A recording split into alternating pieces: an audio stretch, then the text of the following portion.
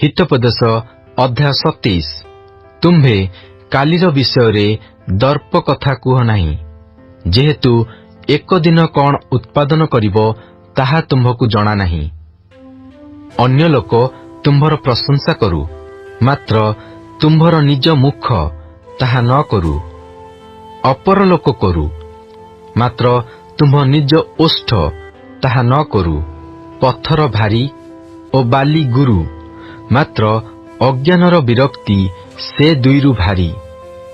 कोप दुरंत ओ क्रोध प्रलयकारी, मात्र अंतर्जला आगरे किए ठिया होई पारे।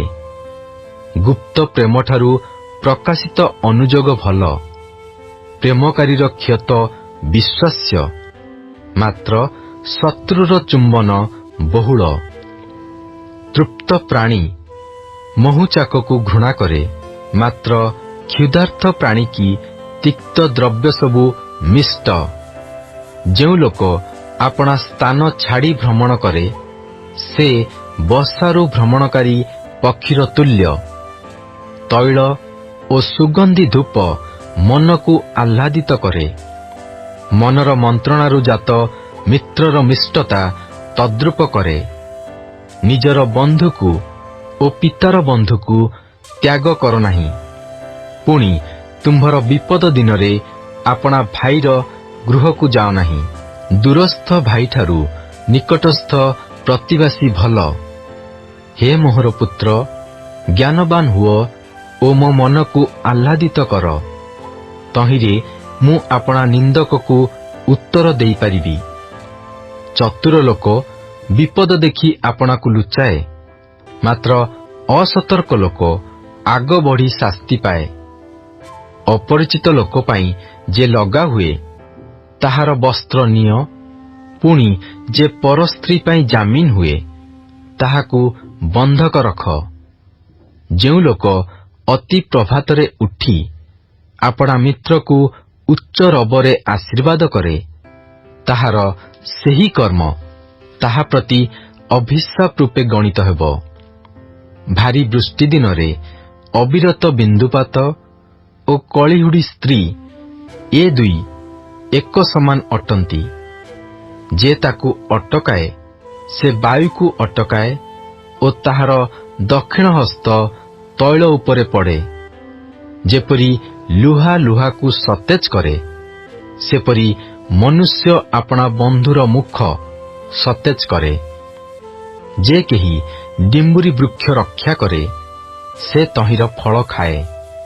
पुणी जे अपना प्रभु प्रति मनोयोगी थाए, से सम्मान पाए। जेपरी जल मुख को मुख देखाए, सेपरी हृदय मनुष्य को मनुष्य देखाए। जेपरी पाताल ओ विनाश स्थान केतेबेले तृप्त नुहे, सेपरी मनुष्यर चक्षु केतेबेले तृप्त नुहे। कोईरे रूपा, उन्नाईरे सुना, प्रशंसारे मनुष्य परीक्षित हुए। तुम्भे गहम सहित अज्ञान को ढिंकीरे कुटिले हैं, ताहार अज्ञानता छाड़ी जीव नहीं। तुम्भे अपना मेषपलर अवस्था जानिबा पाई जत्नवान हुओ। पुणी अपना पशुपल विषय उत्तम रूपे मनोयोग कर, कारण संपत्ति अनंत काल स्थायी नुहे ओ मुकुट कौन पुरुषानुक्रम थाए। घास कटा हेले कौन घास प्रकाश पाए, आउ पर्वत मानर तृण संगृहित हुए। मेष छुआ माने तुम्भकू वस्त्र देबे, पुणी छेली तुम्भ क्षेत्रर मूल्य स्वरूप अटे। पुणी छेली दूध तुम्भर ओ तुम्भ परिवारर भक्ष्य पाई यथेष्ट हेबो, आउ तुम्भ दासी मानक पाई उपजीविका हेबो। हितोपदेश अध्याय 28। केही न गोड़ाइले हैं दुष्ट पलाए, मात्र धार्मिक माने सिंह परी साहसिक। देशर अधर्म सकाशु तहिर अधिपति अनेक हुअंती, मात्र बुद्धिमान ओ ज्ञानवान लोकमानंक द्वारा तहिर स्थिरता दीर्घ हुए। जो दरिद्र लोक ଦିନହୀନକୁ ଉପଦ୍ରବ କରେ, ସେ ପ୍ଲାବନକାରୀ ବୃଷ୍ଟି ପରି। ତହିଁରେ ଭକ୍ଷ୍ୟର ଅଭାବ ଘଟେ। ବ୍ୟବସ୍ଥା ତ୍ୟାଗକାରୀମାନେ ଦୁଷ୍ଟମାନଙ୍କୁ ପ୍ରଶଂସା କରନ୍ତି, ପୁଣି ଆଜ୍ଞା ପାଳିବା ଲୋକମାନେ ସେମାନଙ୍କ ସହିତ ବିରୋଧ କରନ୍ତି। ମନ୍ଦ ଲୋକମାନେ ନ୍ୟାୟ ବୁଝନ୍ତି ନାହିଁ, ମାତ୍ର ସଦାପ୍ରଭୁଙ୍କ ଅନ୍ୱେଷଣକାରୀମାନେ ସବୁ ବିଷୟ ବୁଝନ୍ତି। ଦୁଇପଥଗାମୀ କୁଟିଳ ଲୋକ ଧନୀ ହେଲେ ହେଁ ତାହା ଅପେକ୍ଷା ଆପଣା ସିଦ୍ଧତାରେ ଗମନକାରୀ ଦରିଦ୍ର ଲୋକ ଭଲ। ଯେ ବ୍ୟବସ୍ଥା ମାନେ ସେ ବୁଦ୍ଧିମାନ ପୁତ୍ର, ପୁଣି ଯେ ପେଟାର୍ଥୀମାନଙ୍କର ସଙ୍ଗୀ ହୁଏ ସେ ଆପଣା ପିତାକୁ ଲଜ୍ଜା ଦିଏ।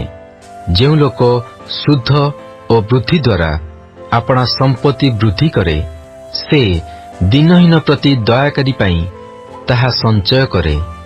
ଯେଉଁ ଲୋକ ବ୍ୟବସ୍ଥା ଶୁଣିବାରୁ ଆପଣା କର୍ଣ୍ଣ ଫେରାଏ, ତାହାର ପ୍ରାର୍ଥନା ହିଁ ଘୃଣାର ବିଷୟ ହୁଏ। ଯେଉଁ ଲୋକ ସରଳ ଲୋକକୁ ମନ୍ଦ ପଥରେ ଯିବାକୁ ଭୁଲାଏ, ସେ ସ୍ୱକୃତ ଖାତରେ ଆପେ ପଡ଼ିବ। ମାତ୍ର ସିଦ୍ଧ ଲୋକେ ମଙ୍ଗଳ ଅଧିକାର କରିବେ। ଧନବାନ ଆପଣା ଦୃଷ୍ଟିରେ ଜ୍ଞାନବାନ, ମାତ୍ର ବୁଦ୍ଧିମାନ ଦିନହୀନ ଲୋକ ତାହାର ପରିଚୟ ନିଏ। ଧାର୍ମିକମାନେ ଜୟ କଲେ ମହା ଗୌରବ ହୁଏ, ମାତ୍ର ଦୁଷ୍ଟମାନଙ୍କର ଉନ୍ନତି ହେଲେ ଲୋକେ ଆପଣାକୁ ଲୁଚାନ୍ତି। ଯେ ଆପଣା ଅଧର୍ମ ଆଚ୍ଛାଦନ କରେ ସେ ମଙ୍ଗଳ ପାଏ ନାହିଁ, ମାତ୍ର ଯେଉଁ ଲୋକ ତାହା ସ୍ୱୀକାର କରି ଛାଡ଼ଇ ସେ ଦୟା ପାଇବ। ଯେଉଁ ଲୋକ ସବୁବେଳେ ଭୟ ରଖେ ସେ ଧନ୍ୟ, ମାତ୍ର ଯେ ଆପଣା ମନକୁ କଠିନ କରେ ସେ ଆପଦରେ ପଡ଼ିବ। ଯେପରି ଗର୍ଜନକାରୀ ସିଂହ ଓ ଭ୍ରମଣକାରୀ ଭାଲୁ, ସେପରି ଦିନହୀନ ପ୍ରଜାଙ୍କ ଉପରେ ଦୁଷ୍ଟ କର୍ତ୍ତା।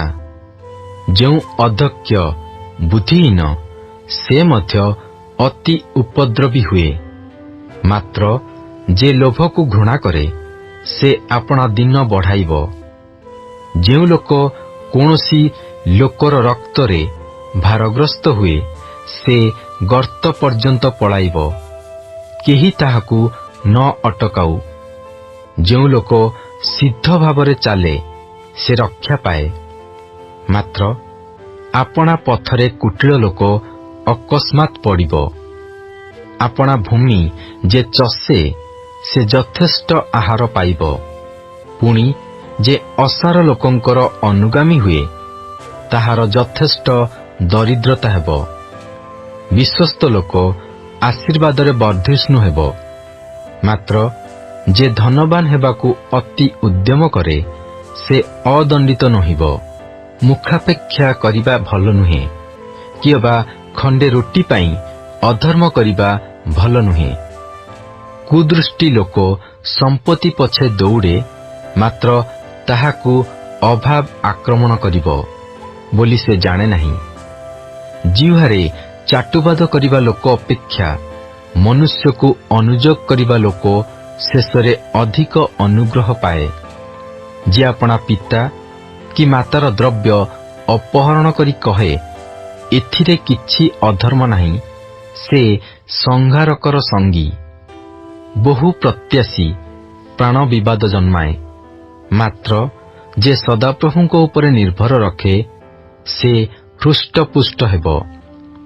ଯେ ଆପଣା ଅନ୍ତଃକରଣରେ ନିର୍ଭର ରଖେ ସେ ମୂର୍ଖ, ମାତ୍ର ଯେ ଜ୍ଞାନରେ ଚାଲେ ସେ ରକ୍ଷା ପାଇବ। ଯେ ଦରିଦ୍ରକୁ ଦାନ କରେ ତାହାର ଅଭାବ ହେବ ନାହିଁ, ମାତ୍ର ଯେ ଆପଣା ଚକ୍ଷୁ ମୁଦେ ସେ ଅନେକ ଅଭିଶାପ ପାଇବ। ଦୁଷ୍ଟମାନେ ଉନ୍ନତ ହେଲେ ଲୋକେ ଆପଣାମାନଙ୍କୁ ଲୁଚାନ୍ତି, ମାତ୍ର ସେମାନେ ବିନଷ୍ଟ ହେଲେ ଧାର୍ମିକ ଗଣ ବର୍ଦ୍ଧିଷ୍ଣୁ ହୁଅନ୍ତି। ହିତୋପଦେଶ ଅଧ୍ୟାୟ 29। ଯେଉଁ ଲୋକ ଥରକୁ ଥର ଅନୁଯୋଗ ପାଇଲେ ହେଁ ଆପଣା ଗ୍ରୀବା ଶକ୍ତ କରେ ସେ ପ୍ରତିକାର ବିନୁ ହଠାତ୍ ଭଗ୍ନ ହେବ। ଧାର୍ମିକମାନେ ବର୍ଦ୍ଧିଷ୍ଣୁ ହେଲେ ଲୋକମାନେ ଆନନ୍ଦ କରନ୍ତି, ମାତ୍ର ଦୁଷ୍ଟ ଲୋକ କର୍ତ୍ତୃତ୍ୱ ପାଇଲେ ଲୋକମାନେ ଆର୍ତ୍ତସ୍ୱର କରନ୍ତି। ଯେଉଁ ଲୋକ ଜ୍ଞାନକୁ ସ୍ନେହ କରେ ସେ ଆପଣା ପିତାକୁ ଆନନ୍ଦିତ କରେ। ମାତ୍ର ଯେ ବେଶ୍ୟାମାନଙ୍କଠାରେ ଅନୁରକ୍ତ ସେ ଆପଣା ସମ୍ପତ୍ତି ଉଡ଼ାଇ ଦିଏ। ରାଜା ସୁବିଚାର ଦ୍ୱାରା ଦେଶ ସୁସ୍ଥିର କରେ, ମାତ୍ର ଯେ ଉପହାର ପ୍ରିୟ ସେ ତାହା ଉଜାଡ଼ି ପକାଏ। ଯେଉଁ ଲୋକ ଆପଣା ପ୍ରତିବାସୀର ଚାଟୁବାଦ କରେ ସେ ତାହାର ପାଦ ପାଇଁ ଜାଲ ପ୍ରସାରେ। ମନ୍ଦ ଲୋକର ଅଧର୍ମରେ ଫାନ୍ଦ ଥାଏ, ମାତ୍ର ଧାର୍ମିକ ଗାନ ଓ ଆନନ୍ଦ କରେ। ଧାର୍ମିକ ଲୋକ ଦିନହୀନମାନଙ୍କ ଗୁହାରି ବିଷୟରେ ବିଜ୍ଞ, ମାତ୍ର ତାହା ଜାଣିବା ପାଇଁ ଦୁଷ୍ଟ ଲୋକର ବୁଦ୍ଧି ନାହିଁ। ନିନ୍ଦକମାନେ ନଗରକୁ ପ୍ରଜ୍ୱଳିତ କରନ୍ତି, ମାତ୍ର ଜ୍ଞାନୀମାନେ କ୍ରୋଧ ନିବାରଣ କରନ୍ତି। ଅଜ୍ଞାନ ସହିତ ଜ୍ଞାନବାନର ବିବାଦ ହେଲେ ସେ କ୍ରୋଧ କଲେ କି ହସିଲେ କିଛି ଶାନ୍ତି ନାହିଁ। ରକ୍ତପାତ ପ୍ରିୟ ଲୋକମାନେ ସିଦ୍ଧ ବ୍ୟକ୍ତିକି ଘୃଣା କରନ୍ତି, ପୁଣି ସେମାନେ ସରଳ ଲୋକର ପ୍ରାଣ ଖୋଜନ୍ତି। ମୂର୍ଖ ଆପଣାର ସବୁ କ୍ରୋଧ ପ୍ରକାଶ କରେ, ମାତ୍ର ଜ୍ଞାନୀ ତାହା ସମ୍ଭାଳି କ୍ଷାନ୍ତ କରେ। ଶାସନକର୍ତ୍ତା ଯେବେ ମିଥ୍ୟା କଥାରେ କାନ ଡେରେ ତେବେ ତାହାର ସେବକ ସବୁ ଦୁଷ୍ଟ ହୁଅନ୍ତି। ଦରିଦ୍ର ଓ ଉପଦ୍ରବୀ ଏକତ୍ର ମିଳନ୍ତି, ସଦାପ୍ରଭୁ ଉଭୟର ଚକ୍ଷୁ ଦୀପ୍ତିମାନ କରନ୍ତି। ଯେଉଁ ରାଜା ବିଶ୍ୱସ୍ତ ରୂପେ ଦିନହୀନମାନଙ୍କର ବିଚାର କରେ ତାହାର ସିଂହାସନ ସଦାକାଳ ସୁସ୍ଥିର ହେବ। ବାଡ଼ି ଓ ଅନୁଯୋଗ ଜ୍ଞାନ ଦିଏ, ମାତ୍ର ପିଲାକୁ ତାହାର ଇଚ୍ଛାରେ ଛାଡ଼ିଦେଲେ ସେ ତାହାର ମାତାକୁ ଲଜ୍ଜା ଦିଏ। ଦୁଷ୍ଟ ଲୋକମାନେ ବର୍ଦ୍ଧିଷ୍ଣୁ ହେଲେ ଅଧର୍ମ ବଢ଼େ, ମାତ୍ର ଧାର୍ମିକମାନେ ସେମାନଙ୍କର ନିପାତ ଦେଖିବେ। ଆପଣା ପୁତ୍ରକୁ ଶାସ୍ତି ଦେଲେ ସେ ତୁମ୍ଭକୁ ଶାନ୍ତି ଦେବ, ପୁଣି ସେ ତୁମ୍ଭ ପ୍ରାଣକୁ ସୁଖ ଦେବ।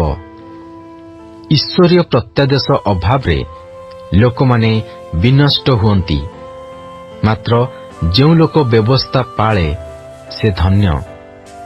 କଥା ମାତ୍ରରେ ଦାସର ଦମନ ହୁଏ ନାହିଁ, ଯେହେତୁ ସେ ବୁଝିଲେ ହେଁ ମନୋଯୋଗ କରେ ନାହିଁ। ତୁମ୍ଭେ କି କଥାରେ ଚଞ୍ଚଳ ଲୋକକୁ ଦେଖୁଅଛ? ତାହା ଅପେକ୍ଷା ମୂର୍ଖ ବିଷୟରେ ଅଧିକ ଭରସା ଅଛି। ଯେ ପିଲାଦିନୁ ଆପଣା ଦାସକୁ ଗେହ୍ଲା କରି ପାଳେ ଶେଷରେ ସେହି ଦାସ ତାହାର ପୁତ୍ର ହୋଇ ଉଠେ। କ୍ରୋଧୀ ଲୋକ ବିବାଦ ଜନ୍ମାଏ, ପୁଣି ରାଗାନ୍ଧ ଲୋକ ବହୁତ ଅଧର୍ମ କରେ।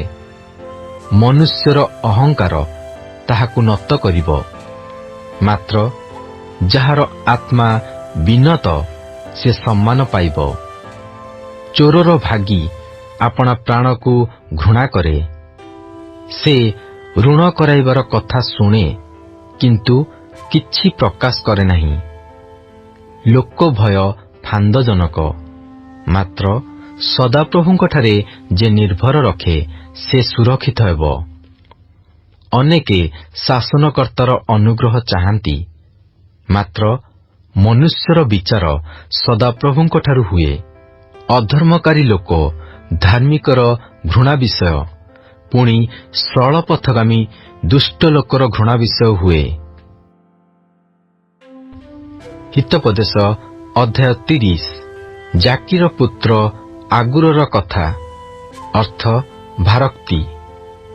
ସେ ମନୁଷ୍ୟ ଇଥିଏଲକୁ ଅର୍ଥାତ୍ ଇଥିଏଲ ଓ ଉକଲକୁ କହେ, ଅବଶ୍ୟ ମୁଁ ମନୁଷ୍ୟ ଅପେକ୍ଷା ପଶୁବତ୍, ପୁଣି ମୋଠାରେ ମନୁଷ୍ୟର ବିବେଚନା ନାହିଁ। ମୁଁ ଜ୍ଞାନ ଶିଖି ନାହିଁ, ଅବା ଧର୍ମସ୍ୱରୂପଙ୍କ ବିଷୟକ ବିଦ୍ୟା ମୋଠାରେ ନାହିଁ। କିଏ ସ୍ୱର୍ଗାରୋହଣ କରି ସେଠାରୁ ଅବରୋହଣ କରିଅଛି? କିଏ ଆପଣା ମୁଷ୍ଟିରେ ବାୟୁ ଏକତ୍ର କରିଅଛି? କିଏ ଆପଣା ବସ୍ତ୍ରରେ ଜଳସମୂହକୁ ବାନ୍ଧିଅଛି? କିଏ ପୃଥିବୀର ସବୁ ସୀମା ନିରୂପଣ କରିଅଛି, ତାହାଙ୍କର ନାମ କ'ଣ? ତାହାଙ୍କ ପୁତ୍ରର ନାମ କ'ଣ? ଏହା ଯେବେ ଜାଣ, ତେବେ କୁହ। ପରମେଶ୍ୱରଙ୍କର ପ୍ରତ୍ୟେକ ବାକ୍ୟ ପରୀକ୍ଷା ସିଦ୍ଧ। ଯେଉଁମାନେ ତାହାଙ୍କର ଆଶ୍ରୟ ନିଅନ୍ତି, ସେ ସେମାନଙ୍କର ଢାଲ। ତାହାଙ୍କ ବାକ୍ୟରେ ଯୋଗ କର ନାହିଁ, କଲେ ସେ ତୁମ୍ଭକୁ ଅନୁଯୋଗ କରିବେ, ପୁଣି ତୁମ୍ଭେ ମିଥ୍ୟାବାଦୀ ଜଣାପଡ଼ିବ। ମୁଁ ତୁମ୍ଭ ନିକଟରେ ଏ 2 ବର ମାଗିଅଛି, ମୁଁ ମରିବା ପୂର୍ବରୁ ତାହା ମୋତେ ଦେବାକୁ ଅସମତ ହୁଅ ନାହିଁ। ଅସାରତା ଓ ମିଥ୍ୟା କଥା ମୋଠାରୁ ଦୂର କର। ମୋତେ ଦରିଦ୍ରତା କି ଧନ ଦିଅ ନାହିଁ। ମୋ ପଡ଼ିର ଭାଗ ଦେଇ ମୋତେ ପ୍ରତିପୋଷଣ କର। ନୋହିଲେ ମୁଁ ପରିତୃପ୍ତ ହୋଇ ତୁମ୍ଭକୁ ଅସ୍ୱୀକାର କରି କହିବି, ସଦାପ୍ରଭୁ କିଏ? କିଏ ବା ଦରିଦ୍ର ହେଲେ ଚୋରି କରି ଆପଣା ପରମେଶ୍ୱରଙ୍କର ନାମ ମିଥ୍ୟାରେ ନେବି। ଦାସର ପ୍ରଭୁ କତିରେ ତାହାର ଅପବାଦ କର ନାହିଁ, କଲେ ସେ ତୁମ୍ଭକୁ ଅଭିଶାପ ଦେବ ଓ ତୁମ୍ଭେ ଅପରାଧୀ ଗଣିତ ହେବ। ଯେଉଁମାନେ ଆପଣା ପିତାକୁ ଶାପ ଦିଅନ୍ତି, ପୁଣି ଆପଣା ମାତାକୁ ଆଶୀର୍ବାଦ କରନ୍ତି ନାହିଁ, ଏପରି ଏକ ବଂଶ ଅଛି। ଆପଣା ଦୃଷ୍ଟିରେ ନିର୍ମଳ ଏପରି ଏକ ବଂଶ ଅଛି, ତଥାପି ସେମାନେ ଆପଣା ମଳିନତାରୁ ଧୌତ ହୋଇନାହାନ୍ତି। ଏକ ବଂଶ ଅଛି, ଆଃ, ସେମାନଙ୍କ ଦୃଷ୍ଟି କିପରି ଉଚ୍ଚ! ସେମାନଙ୍କ ଚକ୍ଷୁର ପତା ଉତ୍ଥିତ ହୋଇଅଛି। ପୃଥିବୀରୁ ଦୁଃଖୀମାନଙ୍କୁ ଓ ମନୁଷ୍ୟଗଣ ମଧ୍ୟରୁ ଦରିଦ୍ରମାନଙ୍କୁ ଗ୍ରାସ କରିବା ପାଇଁ ଯେଉଁମାନଙ୍କର ଦନ୍ତ ଖଡ୍ଗ ପରି ଓ କଳଦନ୍ତ ଛୁରୀ ପରି ଏପରି ଏକ ବଂଶ ଅଛି। ଜୋକର 2 କନ୍ୟା ଅଛନ୍ତି, ଯେଉଁମାନେ କହନ୍ତି, ଦିଅ ଦିଅ। 3ଟା ବସ୍ତୁ ଅଛି, ଯାହା କେବେ ତୃପ୍ତ ନୁହେଁ, ପୁଣି 4 ବସ୍ତୁ କେବେ କହେ ନାହିଁ, ଯଥେଷ୍ଟ ହେଲା। ପାତାଳ ଓ ବନ୍ଧ୍ୟା ଗର୍ଭ, ଜଳରେ ଅତୃପ୍ତ ଭୂମି ଓ ଅଗ୍ନି, ଯେ କହେ ନାହିଁ, ଯଥେଷ୍ଟ ହେଲା। ଯେଉଁ ଚକ୍ଷୁ ଆପଣା ପିତାକୁ ପରିହାସ କରେ ଓ ମାତାର କଥା ମାନିବାକୁ ତୁଚ୍ଛ ବୋଧ କରେ, ତାହା ଉପତ୍ୟକାର ଡାମରାକୁଆମାନେ କାଢ଼ି ପକାଇବେ। ପୁଣି ଉତ୍କର୍ଷ ପକ୍ଷୀର ଛୁଆମାନେ ତାହା ଖାଇବେ। 3 କଥା ମୋହର ବୋଧାଗମ୍ୟ, ପୁଣି 4 କଥା ମୁଁ ଜାଣୁନାହିଁ। ଆକାଶରେ ଉତ୍କର୍ଷ ପକ୍ଷୀର ଗତି, ପ୍ରସ୍ତରରେ ସର୍ପର ଗତି, ସମୁଦ୍ର ମଧ୍ୟରେ ଜାହାଜର ଗତି, ଯୁବତୀଠାରେ ପୁରୁଷର ଗତି, ସେହି ପ୍ରକାର ବ୍ୟଭିଚାରିଣୀ ସ୍ତ୍ରୀର ଗତି। ସେ ଖାଇ ମୁହଁ ପୋଛିଦିଏ ଓ କହେ, ଆମ୍ଭେ କିଛି ଅଧର୍ମ କରିନାହୁଁ। 3 କଥାର ଭାରରେ ପୃଥିବୀ କମ୍ପିତ ହୁଏ, ପୁଣି 4 କଥାର ଭାରରେ ମଧ୍ୟ ତାହା ସେ ସହିପାରେ ନାହିଁ। ରାଜତ୍ୱପ୍ରାପ୍ତ ଦାସର ଭାର ଓ ଆହାରରେ ପରିତୃପ୍ତ ମୂଢ଼ର ଭାର, ବିବାହ ହେବାର ଘୃଣ୍ୟ ସ୍ତ୍ରୀର ଭାର, ପୁଣି ଆପଣା କର୍ତ୍ରୀର ଉତ୍ତରାଧିକାରିଣୀ ଦାସୀର ଭାର। 4 ପ୍ରାଣୀ ପୃଥିବୀରେ ସାନ, ମାତ୍ର ଅତିଶୟ ଜ୍ଞାନବାନ। ପିମ୍ପୁଡ଼ିଗଣ ଦୁର୍ବଳ ଜାତି, ତଥାପି ଗ୍ରୀଷ୍ମକାଳରେ ଆହାର ସଞ୍ଚୟ କରନ୍ତି। ସାଫନ ଜନ୍ତୁଗଣ ଶକ୍ତିହୀନ ଜାତି, ତଥାପି ସେମାନେ ଶୈଳରେ ଆପଣା ଆପଣା ବସା ନିର୍ମାଣ କରନ୍ତି। ପଙ୍ଗପାଳମାନଙ୍କର କୌଣସି ରାଜା ନାହିଁ, ତଥାପି ସେ ସମସ୍ତେ ଦଳବଦ୍ଧ ହୋଇ ଗମନ କରନ୍ତି। ପୁଣି ମାଙ୍କଡ଼ସା ହସ୍ତ ଦ୍ୱାରା ଧରେ, ତଥାପି ସେ ରାଜାର ଅଟ୍ଟାଳିକାରେ ଥାଏ। 3 ପ୍ରାଣୀ ସୁନ୍ଦର ରୂପେ ଗମନ କରନ୍ତି, ପୁଣି 4 ପ୍ରାଣୀ ସୁନ୍ଦର ରୂପେ ଗମନ କରନ୍ତି। ପଶୁମାନଙ୍କ ମଧ୍ୟରେ ବିକ୍ରମୀ ସିଂହ କାହା ସମ୍ମୁଖରୁ ଫେରେ ନାହିଁ। ଯୁଦ୍ଧାଶ୍ୱ, ଛାଗ ଓ ରାଜା, ଯାହା ବିରୁଦ୍ଧରେ କେହି ଉଠେ ନାହିଁ। ଯେବେ ତୁମ୍ଭେ ଆପଣାକୁ ଉଚ୍ଚ କରିବାରେ ମୂଢ଼ର କର୍ମ କରିଥାଅ, କିଏ ବା ଯେବେ କୁକଳ୍ପନା କରୁଥାଅ ତେବେ ଆପଣା ମୁଖରେ ହାତ ଦିଅ, କାରଣ ଯଦ୍ରୂପ ଦୁଗ୍ଧ ମନ୍ଥନରେ ଲବଣୀ ବାହାରେ ଓ ନାସିକା ମନ୍ଥନରେ ରକ୍ତ ବାହାରେ, ତଦ୍ରୂପ କ୍ରୋଧ ମନ୍ଥନରେ ବିବାଦ ବାହାରେ। ହିତୋପଦେଶ ଅଧ୍ୟାୟ 31। ଲମୁଏଲ ରାଜାର କଥା, ଅର୍ଥାତ୍ ତାହାର ମାତା ତାହାକୁ ଯାହା ଶିଖାଇଥିଲା ସେହି ଭାରୋକ୍ତି। ହେ ମୋହର ପୁତ୍ର, ହେ ମୋ ଗର୍ଭର ପୁତ୍ର, ହେ ମୋ ମାନତର ପୁତ୍ର, କଣ କହିବି? ତୁମ୍ଭେ ସ୍ତ୍ରୀ ଲୋକଙ୍କୁ ଆପଣା ବଳ ଦିଅ ନାହିଁ, ଅବା ରାଜାମାନେ ଯହିଁରେ ବିନଷ୍ଟ ହୁଅନ୍ତି ତହିଁରେ ଗତି କର ନାହିଁ। ହେ ଲମୁଏଲ, ରାଜାମାନଙ୍କର ଦ୍ରାକ୍ଷାରସ ପାନ କରିବା ଉଚିତ ନୁହେଁ, ରାଜାମାନଙ୍କର ଉଚିତ ନୁହେଁ, କିଅବା ମଦ୍ୟ କାହିଁ ବୋଲି କହିବା ଭୂପତିମାନଙ୍କର ଉଚିତ ନୁହେଁ। ସେମାନେ ପାନ କଲେ ବ୍ୟବସ୍ଥା ପାଶୋରି ଦୁଃଖୀ ସନ୍ତାନ ସମସ୍ତଙ୍କର ବିଚାର ବିପରୀତ କରିବେ। ମୃତକଳ୍ପ ଲୋକକୁ ମଦ୍ୟ ଦିଅ ଓ ତିକ୍ତମନା ଲୋକକୁ ଦ୍ରାକ୍ଷାରସ ଦିଅ। ସେ ଲୋକ ପାନ କରି ଆପଣା ଦରିଦ୍ରତା ପାଶରୁ ଓ ଆପଣା କ୍ଲେଶ ଆଉ ମନରେ ନ କରୁ। ଘୁଙ୍ଗା ଲୋକଙ୍କ ପକ୍ଷରେ, ସମସ୍ତ ଅନାଥଙ୍କ ପକ୍ଷରେ ଆପଣା ମୁଖ ଫିଟାଅ। ମୁଖ ଫିଟାଇ ଯଥାର୍ଥ ବିଚାର କର, ପୁଣି ଦୁଃଖୀ ଓ ଦରିଦ୍ରମାନଙ୍କର ସୁବିଚାର କର। ଗୁଣବତୀ ସ୍ତ୍ରୀ କିଏ ପାଇପାରେ? ମୁକ୍ତାଠାରୁ ହିଁ ତାହାର ମୂଲ୍ୟ ଅଧିକ। ତାହାର ସ୍ୱାମୀର ହୃଦୟ ତାହାଠାରେ ନିର୍ଭର କରେ, ପୁଣି ତାହାର ଲାଭର ଅଭାବ ହୁଏ ନାହିଁ। ସେ ଜୀବନ ଯାଏ ସ୍ୱାମୀର କ୍ଷତି ନ କରି ମଙ୍ଗଳ କରେ। ସେ ମେସଲୋମ ଓ ମସିନା ଖୋଜି ସନ୍ତୋଷରେ ଆପଣା ହସ୍ତରେ କର୍ମ କରେ। ସେ ବାଣିଜ୍ୟ ଜାହାଜ ତୁଲ୍ୟ, ସେ ଦୂରରୁ ଆପଣା ଆହାର ଆଣେ। ମଧ୍ୟ ସେ ରାତ୍ରି ଥାଉ ଥାଉ ଉଠେ ଓ ଆପଣା ପରିଜନ ସମସ୍ତଙ୍କୁ ଖାଦ୍ୟ ଓ ଦାସୀଗଣଙ୍କୁ ନିରୂପିତ କର୍ମ ଦିଏ। ସେ କ୍ଷେତ୍ରର ବିଷୟ ବୁଝି ତାହା କିଣେ। ସେ ଆପଣା ହସ୍ତର ଫଳ ଦେଇ ଦ୍ରାକ୍ଷାକ୍ଷେତ୍ର ରୋପଣ କରେ। ସେ ବଳରେ ଆପଣା ଅଣ୍ଟା ବାନ୍ଧେ ଓ ଆପଣା ବାହୁ ବଳବାନ କରେ। ଆପଣା ବ୍ୟାପାର ଯେ ଲାଭଜନକ ଏହା ସେ ବୁଝଇ। ପୁଣି ରାତ୍ରି କାଳରେ ତାହାର ପ୍ରଦୀପ ନିଭିଯାଏ ନାହିଁ। ସେ ନୋଟିକି ହାତ ବଢ଼ାଏ, ପୁଣି ତାହାର ହସ୍ତ ତାକୁଡ଼ି ଧରେ।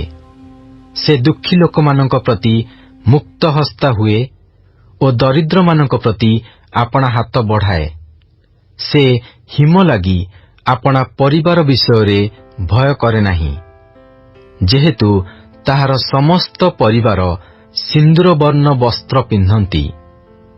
ସେ ଆପଣା ନିମନ୍ତେ ଚିତ୍ର ବିଚିତ୍ର ଆଚ୍ଛାଦନ ବସ୍ତ୍ର ପ୍ରସ୍ତୁତ କରେ।